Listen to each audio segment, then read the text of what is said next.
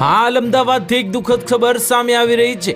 અમદાવાદમાં અલગ અલગ સ્થળોએ સર્જાયેલા માર્ગ અકસ્માતોમાં 3 વ્યક્તિએ પોતાનો જીવ ગુમાવ્યો છે, જેમાં BRTS બસ, ટ્રક અને ટ્રેક્ટર જેવા ભારે વાહનો કાળ સાબિત થયા છે।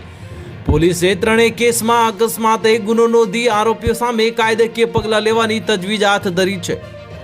પહેલી ઘટનામાં સોલા વિસ્તારમાં રહેતા 67 વર્ષીય નાગજીભાઈ ગોંડલિયા 31 ડિસેમ્બરના રોજ પોતાના 2 વ્હીલર પર પસાર થઈ રહ્યા હતા। આ ભયુંગ દેવ પાસે એક BRTS બસના ચાલકે તેમને જોરદાર ટક્કર મારી હતી અને આ અકસ્માતમાં તેમને માથાના ભાગે ગંભીર ઇજાઓ પહોંચતા બ્રેન હેમરેજ થયું હતું અને હોસ્પિટલમાં સારવાર દરમિયાન તેમનું મૃત્યુ નીપજ્યું હતું।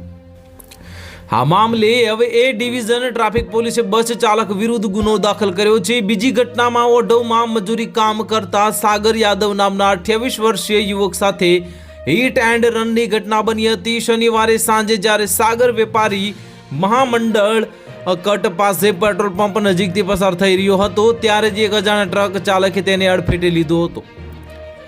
અકસ્માત એટલો ભયાનક હતો કે ટ્રકનું ટાયર યુવક પર ફરી વળતા તેનું ઘટના સ્થળ પર જ મોત થયું હતું। અકસ્માત સર્જી ટ્રક ચાલક ફરાર થઈ ગયો છે, જેની શોધખોળ A ડિવિઝન ટ્રાફિક પોલીસ કરી રહી છે। આ ત્રીજી ઘટના અમદાવાદ ગ્રામ્યના બારેજા બ્રિજ પાસે બની હતી। મૂળ રાજસ્થાનના અને હાલ મહેમદાબાદ રહેતા પ્રવીણાબેન તેમના દિયર ગોપાલસિંહ સાથે 2 વ્હીલર પર જઈ રહ્યા હતા અને ગોજારો અકસ્માત સર્જાયો હતો। તો હાલ માટે આટલું જ। મળીશું નવી અપડેટ સાથે। જો તમને વિડીયો પસંદ આવતો હોય તો વિડીયોને કરી દેજો લાઇક અને ચેનલ સબસ્ક્રાઇબ કરી બાજુમાં આવેલા બેલ આઇકનને દબાવી દો, જેથી તમને આવા સમાચારની અપડેટ મળતી રહે।